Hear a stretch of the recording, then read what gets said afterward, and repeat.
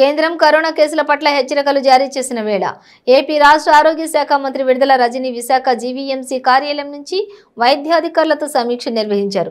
అప్రమత్తంగా ఉండాలని అధికారులకు సూచించారు. ఆసుపత్రిలో ఆక్సిజన్ సరఫరా కొరత లేకుండా చూస్తామని చెప్పారు.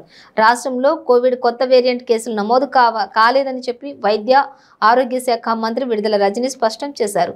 కోవిడ్ పరిస్థితులపై విశాఖ జీవీఎంసీ కార్యాలయం నుంచి వైద్యాధికారులతో సమీక్ష నిర్వహించారు.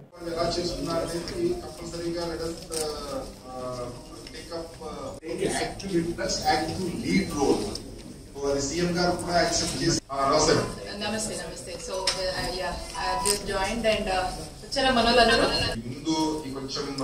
Commissioner unnara Commissioner Family Welfare. Yeah, the CEO Aragyasri and leave lo unnaru at our second office. So దాన్ని బట్టి ఎలా మన స్టేట్ ఆఫ్ ఆంధ్రప్రదేశ్ లో మనం గతంలో కోవిడ్ వచ్చిన ఇప్పుడే ఇండియాలో నాకు తెలిసి ఇప్పుడిప్పుడే దీని గురించి మనము మాట్లాడుతూ ఉన్నాము. కానీ అప్రెంట్ గా మనం కూడా అవేర్నెస్ లో ఉండాలి. ఎస్, మనం అందరం కూడా ఒకసారి మనం మాట్లాడుకున్నట్టయితే ఈ కాల్ లో ఇంటరాక్ట్ అయితే కనుక మనము ఈ కాల్ తీసుకోవాల్సి వచ్చింది. సో మనం చూసాము మన ఒకవేళ మనం ఎక్స్పెక్ట్ చేస్తే కనుక ఏ డిస్ట్రిక్ట్స్ ఎలా ఉన్నాయి ఏంటి అనే దాని మీద కూడా ఒకసారి డిస్కషన్స్ ఏంటి, ఆక్సిజన్ రిలేటెడ్ సిచ్యువేషన్స్ ఏంటి, మనం ఏం చేయాలి, మన సైడ్ నుంచి ఏం చేయాలి. సో కృష్ణబాబు ఇప్పటిదాకా కూడా ఇంటరాక్ట్ అయినట్టు ఉన్నతాధికారులందరితో పాటు అలాగే మన అన్ని జిల్లాలకు సంబంధించినటువంటి డిఎంహెచ్ఓలతో, డిసిహెచ్ఎస్తో, సూపరింటెండెంట్స్ అందరితో కూడా ఒక సమీక్ష చేయడం జరిగింది. మరి మన సెంట్రల్ గవర్నమెంట్ కూడా పూర్తిగా ఈ కోవిడ్కి సంబంధించి అలర్ట్ చేయడం జరుగుతూ ఉంది అన్ని రాష్ట్రాలని కూడా. అయితే మనము గతంలో ఏదైతే చూసామో Hong Kong, China, Japan, partly United స్టేట్స్లో ఎక్కువగా కూడా ఈ కోవిడ్ అనేది నమోదయ్యి ఆ తర్వాత మిగతా దేశాలకు ఏ విధంగా కూడా స్ప్రెడ్ అయ్యి ఏ విధంగా ప్రతి ఒక్కరు కూడా ఇబ్బంది పడ్డ పరిస్థితులు మనము గతంలో చూసాము.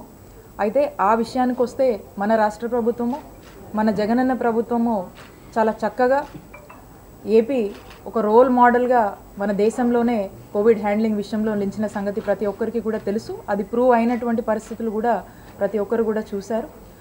మరి ఈరోజు ఏదైతే ఈ ఉన్నతాధికారులతో ఒక సమీక్ష చేశామో ఇది కేవలము ఏదైతే రానున్న కాలంలో ఒకవేళ ఈ కొత్త వేరియంట్ గురించి ఏదైతే ఒమిక్రాన్ BF.7 వేరియంట్ గురించి మనం ఇప్పుడు వింటున్నామో ఈ వేరియంట్ మన రాష్ట్రంలో గనక మనకు కూడా ఈ ఇబ్బందులు వస్తే దీన్ని ఎలా మనము ఓవర్కమ్ చేసుకోవడానికి, దీన్ని ట్యాకిల్ చేయడానికి ఎలాంటి ప్రిపేర్నెస్లో మనం ఉన్నామనే దానికోసము ఈ సమీక్ష ఏర్పాటు చేయడం జరిగింది. మరి ముఖ్యంగా ICMR గైడ్లైన్స్ని అనుసరించి ముఖ్యంగా మన రాష్ట్రంలో అయితే ఈ టెస్టింగ్, ట్రాకింగ్, ట్రీట్మెంటు అలాగే దీనికి సంబంధించినటువంటి కన్జ్యూమర్స్ వీటి మీద ఒక ప్రస్తుత పరిస్థితి ఏంటి, గతంలో ఎలా చేశాము, ఇప్పుడు ఎలా ఉన్న పరిస్థితి, మనకు ఏమేమి అందుబాటులో ఉన్నాయి, ఇంకా కూడా మనం ఒకవేళ ఇలాంటి ఒక అనుకోని పరిస్థితుల్లో మనం ఫేస్ చేయాల్సి వస్తే మనం ఎలా ముందుకెళ్దాం అనే దాని మీద ఒక ఈ రివ్యూలో మాట్లాడుకోవడం జరిగింది. థ్యాంక్ యూ అన్న, థ్యాంక్ యూ ఆల్. కొంచెం లేట్ అయిన అందరూ వచ్చి సహకరించారు. Thank you all. ముఖ్యంగా టెస్టింగ్ సంబంధించి ఇప్పటికీ మనకు ఈ జీనోమ్ సీక్వెన్సీ ల్యాబ్ అనేది మనకు విజయవాడలో అందుబాటులో ఉంది. అండ్ ఈ ప్రతి టెస్ట్ ఏదైతే చేస్తూ ఉన్నామో ఈ ప్రతి టెస్ట్కి సంబంధించినటువంటి శాంపుల్స్ అన్నీ కూడా ఈ జీనోమ్ సీక్వెన్సింగ్ ల్యాబ్లోనే వీటిని అన్నీ కూడా పంపించి టెస్ట్ చేయాల్సిన పరిస్థితి ఉందని చెప్పి కూడా ఆదేశాలు ఇవ్వడం జరిగింది. ఇదే కాదు, మనకు ఒకవేళ కనుక మనము ఇంకా ఎక్కువ హెవీ ఫ్లోట్ అయ్యి కనుక మనము ఎక్కువ టెస్టులు చేయాల్సి వస్తే మనకు CCMB అందుబాటులో ఉంది, అలాగే IISc కూడా మనకు అందుబాటులో ఉంది. వాటిని కూడా ఉపయోగిస్తాము. అలాగే ఇప్పటికీ కూడా మనకు రాష్ట్ర వ్యాప్తంగా కూడా 29 ల్యాబ్స్ ఉన్నాయి. ఇవన్నీ కూడా ఈ ల్యాబ్స్ అన్నీ కూడా ఇప్పటికీ మనకు రన్ అవుతున్నాయి. ఇంకా కూడా ఫుల్ ఫ్లెడ్జ్డ్ అంటే విత్ మ్యాన్ పవర్ కావచ్చు, మనకు ఎటువంటి హర్డిల్స్ లేకుండా అక్కడ కావాల్సినటువంటి అన్ని విధాలుగా కూడా మనము ఒక ఎక్విప్ అయ్యే విధంగా ఈరోజు ఈ ల్యాబ్స్ అన్నీ కూడా ఫంక్షన్ అయ్యే విధంగా కూడా ఆదేశాలు ఇవ్వటం జరిగింది. అలాగే ర్యాపిడ్ కిట్స్ ఏ జిల్లాలో ఎన్ని ర్యాపిడ్ కిట్స్ ఉన్నాయి, ఇంకా ఇప్పుడు ఇమీడియట్గా మనకు ఎంత ప్రొక్యూర్ చేసుకుందాము ఏంటి, ఒకవేళ సిచ్యువేషన్ కనుక వర్సెన్ అయితే ఎలా మనం ప్రిపేర్డ్గా ఉన్నామనే దాని మీద ఈ టెస్టింగ్కి సంబంధించి ప్రిలిమినరీగా మనకు కావాల్సినటువంటి అన్ని విషయాల మీద కూడా ఈ రివ్యూలో డిస్కస్ చేయడం జరిగింది. And when comes to tracking, ఈ ట్రాకింగ్ విషయానికి వస్తే గతంలో కూడా మీరు చూసారు మనకున్నటువంటి గ్రౌండ్ లెవెల్లో ఏఎన్ఎంస్, మన ఆశాసు, అలాగే ఈ వాలంటీర్ వ్యవస్థ ఏదైతే ఉందో వీళ్ళ ద్వారా గతంలో మనము హోమ్ ఐసోలేషన్ కిట్స్ ఎలా ఇచ్చాము, అవేర్నెస్ ఎలా ఇచ్చాము, అలాగే ఇప్పటికీ వాళ్ళని మనము ఈ ఫస్ట్ 2-3 వేవ్స్లోని పూర్తిగా ట్రైన్ అయి ఉన్నారు. మళ్ళీ ఒకసారి రీట్రైనింగ్ చేసి మళ్ళీ ఏ విధంగా మనము గ్రౌండ్ లెవెల్లో ఫీల్డ్ లెవెల్లో మనం ఏ విధంగా హ్యాండిల్ చేయడానికి దానికి కూడా ఒక రీట్రైనింగ్ చేసి మళ్ళీ ప్రిపేర్డ్నెస్ పెంచి ఇవన్నీ కూడా మానిటరింగ్ చేసేందుకు కూడా ఒక అలర్ట్నెస్ని కూడా ఈరోజు ఆదేశాలు ఇవ్వటం జరిగింది. ఈ కంప్లీట్ అలర్ట్నెస్ గ్రౌండ్ లెవెల్లో రీచ్ అయ్యేందుకు అలర్ట్నెస్ అనేది అన్ని డిఎంఈ ఇన్స్టిట్యూషన్స్ నుంచి అన్ని విధాలుగా ఉండాలని చెప్పి కూడా ఈరోజు ఈ రివ్యూలో చెప్పడం జరిగింది. అలాగే ట్రీట్మెంట్కి సంబంధించి ఒక డాక్టర్ వైఎస్ఆర్ విలేజ్ క్లినిక్స్ నుంచి మొదలుపెట్టి పిహెచ్సిస్ కావచ్చు, కమ్యూనిటీ హెల్త్ సెంటర్స్ కావచ్చు, ఏరియా హాస్పిటల్స్ కావచ్చు, డిస్ట్రిక్ట్ హాస్పిటల్స్ కావచ్చు, పూర్తి స్థాయిలో కూడా అన్ని హాస్పిటల్స్ని అలర్ట్ చేసి ఈ ట్రీట్మెంట్ రేపు రానున్న కాలంలో మనకు ఇంకేదన్నా నిజంగా worst of the worst situations కనుక వస్తే ఇప్పటి నుంచి అలర్ట్ చేయడము, ఐసీయూస్కి సంబంధించి, జనరల్ వార్డ్స్కి సంబంధించి, అలాగే ఇప్పుడు ఉన్నటువంటి గవర్నమెంట్ హాస్పిటల్స్ అన్నిటినీ ఇది కాకుండా ఇంకా ఎంపానల్డ్ ప్రైవేట్ హాస్పిటల్స్ ఏమున్నాయో ఇవన్నిటినీ కూడా ఏ విధంగా మనం ఇప్పటి నుంచే ఒక ప్రిపేర్డ్నెస్గా ఎలా వెళ్తాము, ఏంది పరిస్థితి అనే దాని మీద కూడా ఒక పూర్తి స్థాయిగా ఈ సమీక్షలో మాట్లాడుకోవడం జరిగింది. అండ్ దీంతో పాటు ఏంటంటే మనకు ప్రయారిటీ ఏంటంటే ఇప్పుడు ఆక్సిజన్ ఏదైతే కాన్సన్ట్రేటర్స్ ఉన్నాయో, ఆక్సిజన్ లైన్స్ ఉన్నాయో అవన్నీ కూడా ఒకసారి మళ్ళీ కంప్లీట్గా పూర్తిగా వర్కింగ్ కండిషన్ని చెక్ చేసుకొని ఒక రిపోర్ట్ కూడా ఇవ్వమని ఆదేశాలు ఇవ్వడం జరిగింది. అన్నీ అయితే కూడా రన్నింగ్లో ఉన్నాయి. బట్ అయినప్పటికీ కూడా మళ్ళీ ఒకసారి క్విక్గా ఒక వితిన్ 1-2 డేస్లో వాటి కండిషన్స్ తీసుకోండి, ఏమైనా రిపేర్స్ ఏమైనా ఉన్నాయా, ఏం చేద్దాము, ఇంకేదో దానికి ఏమైనా నీడెడ్ ఉన్నాయా అనే దాని మీద కూడా వాకప్ చేయడం. ఎందుకంటే ఆక్సిజన్ అనేది లాస్ట్ టైం మనం చూసాం ఎంత ఇంపార్టెంట్ రోల్ ప్లే చేసింది అనేది. కాబట్టి ఇప్పుడు అట్లాంటి పరిస్థితి లేకుండా అన్ని రన్నింగ్లో ఉండాలనే ఒక ఉద్దేశంతో వీటిని కూడా వాకప్ చేయడం జరిగింది. అండ్ డ్రగ్స్ విషయానికి వస్తే ఇప్పటికీ పూర్తిగా ఏ హాస్పిటల్స్లో ఎన్ని డ్రగ్స్ అందుబాటులో ఉన్నాయి, ఒకవేళ మనకు ఇలాంటి పరిస్థితి వస్తే మనం ఎలా ప్రిపేర్డ్గా ఉండాలనే దాని మీద మాట్లాడుకోవడం జరిగింది. అయితే ఈ వేరియంట్కి సంబంధించి ప్రస్తుతానికైతే అంత పెద్ద డీవియేషన్స్ అయితే ప్రస్తుతానికి ఏం కనబడట్లేదు. బట్ అయినా కూడా ఏదైతే మన కంట్రీలో ఈ గుజరాత్లో కానీ, ఒరిస్సాలో కానీ అక్కడ ఇక్కడ ఒక 4 కేసెస్ మన దగ్గర నమోదయ్యా, దాన్ని కూడా మన డిపార్ట్మెంట్ అంతా కూడా స్టడీ చేస్తూ ఉన్నారు. ఆ వేరియంట్లో వచ్చేటువంటి ఏమన్నా ఇంకేమైనా స్పెసిఫిక్ డీవియేషన్స్ ఏమన్నా ఉన్నాయా, ఇంకా స్పెసిఫిక్ అలర్ట్నెస్ ఏమన్నా మనము జాగ్రత్తగా ఇంకా వహించాల్సినటువంటి అవసరాలు ఏమైనా ఉన్నాయని స్టడీ చేస్తున్నారు. ప్రస్తుతానికైతే అంత ఇబ్బంది ఉన్నటువంటి పరిస్థితి లేదు.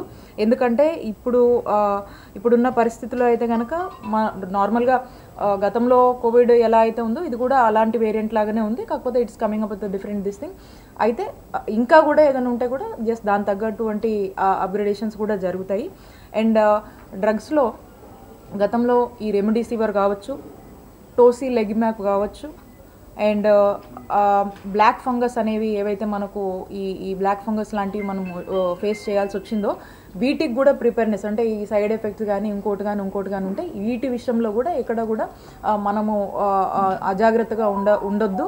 ప్రతిదానికి మనం ప్రిపేర్డ్గా ఉందాము. లాస్ట్ టైం మనము ఏదైతే ఒక ఎక్స్పీరియన్సెస్ చూసామో అవన్నిటిని కూడా ఫుల్ ఫ్లెడ్జ్గా మనం రెడీగా ఉన్నాం. ఇన్ కేస్ ఇంకా మనం ఏదైనా యాడ్ చేసుకోవాలంటే కూడా దానికి కూడా మనం ప్రిపేర్డ్గా ఉండాలి. దాన్ని ఇంకా స్టడీ చేస్తున్నాం, టైం ఉంది కాబట్టి దాని తగ్గట్టుగా అప్గ్రేడేషన్స్ కూడా జరుగుతాయి. దాని మీద కూడా స్పెసిఫిక్ ఆదేశాలు ఇవ్వడం జరిగింది. అండ్ కన్జ్యూమర్స్ గురించి కూడా చెప్పడం జరిగింది. లైక్వైజ్ పీపీఈ కిట్స్ కావచ్చు, మాస్క్ కావచ్చు, గ్లౌస్ కావచ్చు, శానిటైజర్స్ కావచ్చు. ఇప్పటికే ఉన్న హాస్పిటల్ ఇన్స్టిట్యూషన్స్ అన్నింటిలో కూడా ఖచ్చితంగా మళ్ళీ శానిటైజర్స్ అప్పుడు మన హైజీనిక్ కండిషన్స్ కోసం శానిటైజర్స్ ఎలా వాడాలి, ఎంత ప్రయారిటీగా మనము ఎన్ఫోర్స్ చేసామో అలాంటి ఎన్ఫోర్స్మెంట్ ఖచ్చితంగా అందరూ కూడా హైజీనిక్ కండిషన్స్ కోసం వాడాల్సినటువంటి ఆదేశాలు కూడా జారీ చేయడం జరిగింది. కాబట్టి ఇవన్నిటి గురించి కూడా ఈ సమీక్షలో డిస్కస్ చేయడం జరిగింది. ఇదే కాదు, ఇప్పటి వరకు కూడా చూసినట్లయితే మనకు నాకు తెలిసి ఇప్పటి వరకు కూడా ఏదైతే వ్యాక్సినేషన్ అది చాలా ఇంపార్టెంట్. ఈ సెకండ్ ఇంకా కూడా ఎవరైతే ఈ సెకండ్ డోస్ వ్యాక్సినేషన్ కానీ వేయించుకున్న వాళ్ళు కావచ్చు, అలాగే ఈ ప్రికాషనరీ డోసెస్ మీద ఎక్కువ ఫోకస్ చేయడం జరిగింది. ఈ 60 సంవత్సరాలు పైబడిన వాళ్ళకు సంబంధించి అందరూ కూడా ఈ ప్రికాషనరీ డోసెస్ ఖచ్చితంగా తీసుకోవాలి. తీసుకున్న వాళ్ళందరూ గురించి ఎంత చేసాం ఏంటనే దాని మీద కూడా ఒక కంప్లీట్ రిపోర్ట్స్ తీసుకోవడం జరిగింది. ఇంకా కూడా దీని డ్రైవింగ్ కొంచెం స్పీడ్గా చేసి ఇదంతా కూడా కంప్లీట్ చేసుకోవాల్సిందిగా కూడా వ్యాక్సినేషన్ మీద కూడా ఆదేశాలు ఇవ్వడం జరిగింది. ఇక చలికాలం కావడం వల్ల కొంచెం స్ప్రెడ్ అనేది కాస్త స్పీడ్గా ఉంటుంది. ఒకవేళ వచ్చినప్పటికీ స్పీడ్గా ఉంటుంది కాబట్టి హైజీనిక్ కండిషన్స్ అనేది చాలా జాగ్రత్తగా అన్ని హాస్పిటల్స్లో మెయింటైన్ చేయాలని ఒక స్పష్టమైన ఆదేశాలన్నీ కూడా ఇవ్వడం జరిగింది. కాబట్టి ఈరోజు ఏదైతే ఈ మీటింగ్ కేవలము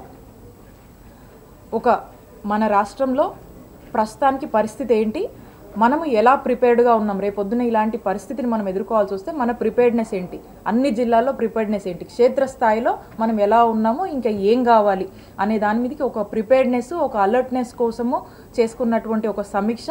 కాబట్టి మీ అందరికీ కూడా తెలుసు, ఆపదలో ఉన్నప్పుడు జగనన్న ప్రభుత్వము ఏ విధంగా రాష్ట్ర ప్రజలను ఆదుకుందో, మన రాష్ట్రంలో ఏ విధంగా జగనన్న ఏ విధమైన ఆలోచనలతో ఒక ముందంజగా మనము ముందుగానే ఎంత ఒక ఆప్టిమిస్టిక్ వ్యూతో మనం వెళ్ళామో రాష్ట్ర ప్రజలందరూ కూడా చూశారు. అనుకోని పరిస్థితుల్లో ఒకవేళ గనక వస్తే ఎవరు కూడా భయపడాల్సిన పని లేదు, ఆందోళన చెందాల్సిన పని లేదు. కానీ జాగ్రత్తగా ఉండాలని మాత్రం చెప్తా ఉన్నాము. ఎందుకంటే ఏదో ఈ ప్రస్తుతానికైతే అలాంటి సిచ్యువేషన్స్ ఏం లేదు, కానీ రాష్ట్ర ప్రజలు బాగుండాలి అని ముఖ్యమంత్రి గారు ముందు చూపుతో జగనన్న ఆదేశాల మేరకు ఈ యొక్క రివ్యూ చేయడం జరిగింది. కాబట్టి ప్రస్తుతానికి అలాంటి పరిస్థితి లేదు. కానీ ఎవరు కూడా అజాగ్రత్తగా ఉండొద్దు. అప్కమింగ్ అంతా కూడా ఈ ఫెస్టివల్స్, సెలబ్రేషన్స్ ఇవన్నీ వస్తున్నాయి కాబట్టి ప్రతి ఒక్కరు మీ హైజీనిక్ కండిషన్స్ కోసం శానిటైజర్సా లేకపోతే ఎక్కడైనా గ్రూప్గా ఉంటే మాస్కులు వాడతారా, ఫర్ యువర్ పర్టికులర్గా వాళ్ళ హైజీనిక్ కండిషన్స్ కోసము ఏదైతే కోవిడ్ సేఫ్టీ అప్రోచెస్ ఇంతకుముందు వాడామో వాళ్ళ హైజీనిక్ కండిషన్స్ కోసం వాళ్ళు వాడచ్చు. బట్ సోఫార్ అయితే ఇప్పటికైతే పెద్ద రెస్ట్రిక్షన్స్ కానీ ఇప్పుడైతే ఏం లేవు, అంత బాగానే ఉంది. మళ్ళీ ఏదన్నా అలాంటి సిచ్యువేషన్స్ ఉన్నప్పుడు ఖచ్చితంగా ఈ అప్డేట్స్ అన్నీ కూడా ఉంటాయి. అండ్ క్షేత్రస్థాయిలో కూడా దీన్ని మానిటర్ చేస్తాము. అండ్ ప్రస్తుతానికి మానిటరింగ్ మెకానిజం ఎలా ఉంది, ఈ ప్రిపేర్డ్నెస్ కోసమే చేయడం జరిగింది. కాబట్టి ప్రతి ఒక్కరు కూడా రాష్ట్ర ప్రజలు ఆందోళన చెందాల్సిన పరిస్థితి లేదు, భయపడాల్సిన పరిస్థితి ప్రస్తుతానికైతే అసలే లేదు. కాబట్టి జాగ్రత్తగా ఉండమని మాత్రం మనవి చేస్తూ ఉన్నాం.